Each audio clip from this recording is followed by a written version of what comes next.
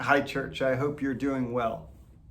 Have you noticed the explosion of new words since March? And before COVID-19, when did you ever talk about someone social distancing or self-isolating? If you would have used the phrase flatten the curve back in October, all you would have got were blank stares. But this is our new reality. How many of you have found a new self-description in this time as an essential worker? And based on the text I want to share with you today, I would encourage you and all of us who follow Jesus to take on the description of an essential worker. Picking up with Philippians chapter 1, verse 21, the Apostle Paul says this, "For me to live is Christ, and to die is gain. If I am to go on living in the body, this will mean fruitful labor for me. Yet what shall I choose? I do not know. I am torn between the two. I desire to depart and be with Christ, which is better by far. But it is more necessary for you that I remain in the body. Convinced of this, I know that I will remain, and I will continue with all of you for the progress and joy in the faith, so that through my being with you again, your boasting in Christ Jesus will abound on account of me." Imprisoned in Rome, Paul was uncertain of his fate, whether he would die at the hands of the Roman authorities or whether he would be set free to continue on God's work and mission.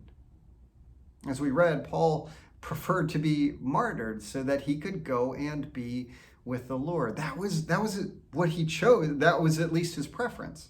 But look at verse 24. Paul says, "But it is more necessary for you that I remain in the body." Paul viewed himself as a necessary worker, or in the language of our day, an essential worker.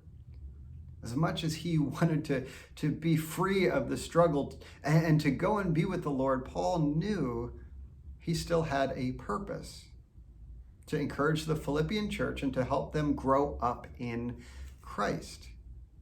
Now, if you're a follower of Christ, you are an essential worker. God has something for you to do. And Paul says as much in Ephesians 2:10. There he says, "For we are God's handiwork, created in Christ Jesus to do good works, which God prepared in advance for us to do." Meaning there is an assignment with your name on it.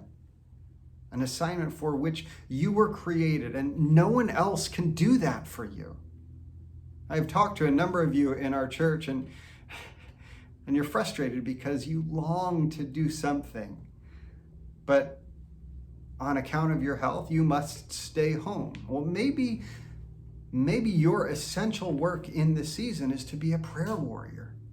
It's just to lift others up, lift the frontline health workers, just to be in prayer that God's will would be done in this season.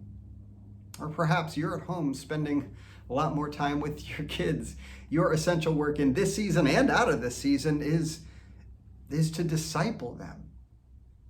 Maybe your essential work is to do the same thing that you've been doing over the last 10 or 15 years, but to begin doing it with the recognition and in the love of Christ. You know that, okay, I am Christ's ambassador now, wherever it is that he sends you to. So church, let's get on with it. Let's do the essential work that we were created for, the work that our world needs, and may God receive the glory for it.